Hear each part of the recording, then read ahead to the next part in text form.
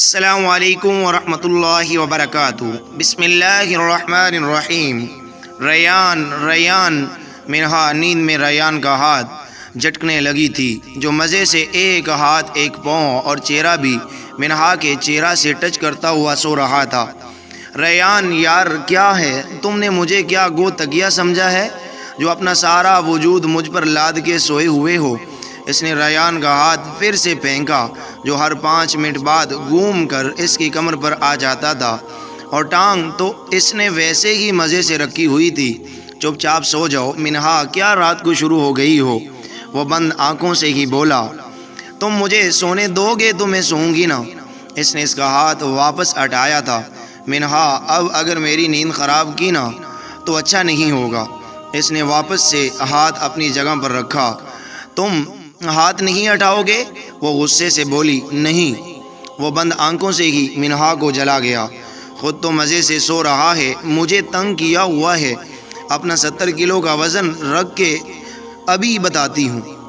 منہا دانت پیستے ہوئے سوچنے لگی تھی۔ منہا نے کونی کو زور سے پیچھے مارا تو وہ سیدھا اس کے پیٹ میں لگی جا کر۔ منہا کیا کر رہی ہو؟ وہ درد سے کراتا ہوا بولا۔ اب مکمل جاگ چکا تھا۔ تم کیوں مجھے تنگ کر رہے تھے؟ وہ اس کی طرف پلٹ کر غصے سے بولی۔ میں نے کب تنگ کیا؟ تم اپنا ہاتھ اور پاؤں سنبھالتے کیوں نہیں ہو جو بار بار مجھ پر آ جاتا ہے؟ مرضی میری، میں جیسے چاہوں ویسے سوؤں۔ وہ مزے سے بولا۔ اتنا بڑا بیڈ ہے، اپنی سائیڈ پر کیوں نہیں سوتے؟ یہی میری سائیڈ ہے۔ وہ رات کے 3 بجے جانے کس لڑائی میں مگن ہو چکے تھے، اور تمہاری اتنی ہمت کہ میری نیند خراب کی۔ اب میں بتاتا ہوں تمہیں۔ اس نے اسے گھسیٹ کر اس پر ہیوی ہوا۔ ریان یہ کیا کر رہے ہو؟ چھوڑو مجھے، وہ مچلتی ہوئی بولی۔ تم نے میری نیند خراب کی نا، سزا تو ملے گی۔ وہ اس کی آنکھوں میں دیکھتا ہوا بولا۔ سزا کے نام پر منہا نے تھوک نکلا تھا۔ ریان وہ بے بسی سے بولی۔ تم نے میری نیند خراب کی نا، اب دیکھو میں تمہاری نیند کیسے اڑاتا ہوں۔ وہ اس کی گردن پر جھکا تھا۔ منہا کو لگا اس نے سوتے ہوئے شیر کو جگا دیا ہے۔ ریان پلیز چھوڑ دو۔ وہ اسے خود سے دور کرنے کی کوشش کرنے لگی، پر وہ اپنے عمل میں مصروف رہا۔ ریان چپ چاپ لیٹی رہو، وہ اٹھ کر بولا، اور واپس اس کی گردن پر جھک گیا۔ اف خدا، کیا ضرورت تھی مجھے بھی؟ وہ ہونٹ بیر نکال کے سوچنے لگی۔ ریان چھوڑ دو نا، وہ روحان سی ہو کر بولی تھی۔ ریان نے چہرہ اٹھا کر منہا کی طرف دیکھا تو وہ امید بھری نظروں سے اسے دیکھنے لگی۔ تم نے میری نیند اڑائی اور میں نے تمہاری، حساب برابر۔ وہ اس کے کان میں بولا۔ تم بہت بدتمیز ہو، وہ نفی میں سر ہلاتی ہوئی بولی، جس پر ریان کے چہرے پر مسکراہٹ پھیل گئی۔ سو جاؤ۔ وہ اسی پوزیشن میں واپس لیٹتا ہوا بولا۔ منہا نے روحان سی ہو کر اس کی اب تک کی ساری محنت بیکار کر دی تھی۔ دل ہی دل میں ریان کو کوسنے لگی تھی۔ السلام علیکم۔ منہا اور ریان ناشتے کے ٹیبل پر آئے اور سب کو سلام کیا تھا۔ وعلیکم السلام، سب نے باری باری جواب دیا تھا۔ منہا بیٹا یہ لو تمہارے لیے۔ حیدر صاحب نے منہا کے آگے کریڈٹ کارڈ کیا تھا۔ پاپا یہ کیوں؟ وہ مسکراتے ہوئے بولی۔ بیٹا آپ کی تمام ضرورتوں کے لیے ہر چیز اس سے لے سکتی ہو آپ، پر پاپا اس کی کوئی ضرورت نہیں۔ ارے بیٹا لے لو، میں نے صرف تمہیں نہیں عمل کو بھی دیا ہے۔ اس نے عمل کی طرف دیکھا تو اس نے ہاں میں سر ہلایا، تو اس نے مسکراتے ہوئے کارڈ لے لیا، اور ریان کی طرف دیکھا تو وہ بھی اسے دیکھ کر مسکرا رہا تھا۔ ریان آفس چلے؟ فہد کھڑے ہوتے ہوئے بولا تھا۔ جی بھائی۔ ریان نے آفس جانا شروع کر دیا تھا۔ اسے 1 ہفتہ ہو چکا تھا۔ ریان منہا کی طرف مسکرا کر دیکھ رہا تھا اور سب کو اللہ حافظ کہتا ہوا باہر نکل گیا تھا۔ انکل وہ مجھے پھپھو کی طرف جانا تھا ذرا، کیا میں جا سکتی ہوں؟ منہا حیدر صاحب کی طرف دیکھ کر اجازت لینے لگی۔ جی بیٹا کیوں نہیں، بالکل جاؤ۔ تھینکس انکل، وہ مسکراتے ہوئی بولی تھی۔ سب ٹھیک ہے؟ جی سب ٹھیک ہے، وہ دعا کو دیکھنے کے لیے کچھ لوگ آ رہے ہیں، تھوڑی نروس تھی اس لیے مجھے بلا رہی تھی۔ اچھا بیٹا اپنی پھپھو کو میرا سلام کہنا۔ جی انکل۔ خود ڈرائیو کرو گی یا ڈرائیور کے ساتھ بھجوا دوں؟ نہیں انکل میں ڈرائیو کر لوں گی، آپ ٹینشن نہ لیں۔ اوکے بیٹا۔ یار منہا دیکھنا مما کو ایسے کیسے بلا لیا ہے رشتے والوں کو۔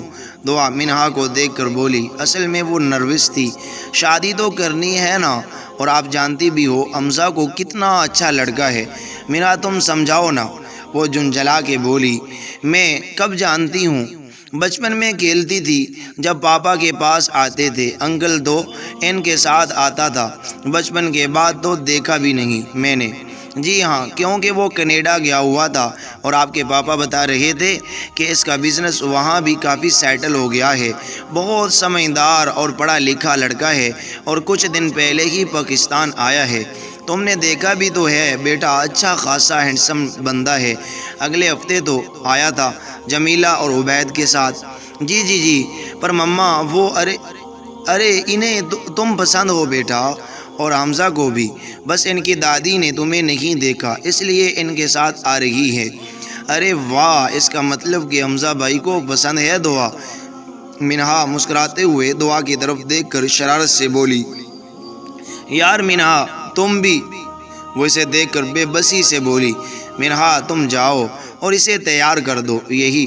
پپو یار منہا مجھے نہیں پہننا کچھ بھی۔ منہا جو اسے ڈریس دکھائے جا رہی تھی وہ چڑھ کر بولی تیار ہونا ہے تمہیں، جلدی وہ لوگ آتے ہی ہوں گے۔ اچھا بتاؤ کیا ہوا، اتنی پریشان کیوں ہو، کہیں تم کسی اور کو پسند تو نہیں کرتی نا؟ وہ اس کے پاس بیٹھ کر بولی نہیں ایسی کوئی بات نہیں ہے، پر پتہ نہیں کیوں تھوڑا ڈر سا لگ رہا ہے۔ یا ڈر تو لگتا ہے نا نئے لوگوں میں، نئے گھر جانے میں، پر دنیا کا یہی دستور ہے۔ وہ اس کا ہاتھ پکڑ کر بولی تھی تم اس معاملے میں کتنی لکی رہی ہو نا، نہ یہ دیکھنے کا جھنجھٹ، نہ تیار ہو کر کسی کے سامنے جانے کا جھنجھٹ۔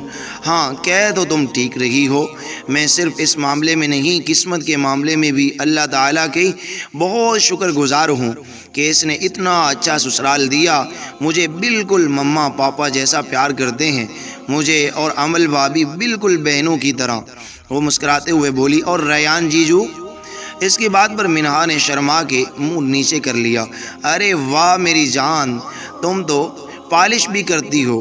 وہ اس کی توڑی اوپر کر کے بولی دعا پلیز اچھا بتانا ریان کیسا ہے؟ ریان بہت اچھا ہے، میں بہت غلط سمجھتی تھی اسے شادی سے پہلے۔ وہ نیچے منہ کیے مسکرا کے بولی مطلب پیار ہو گیا ہے نا اس سے؟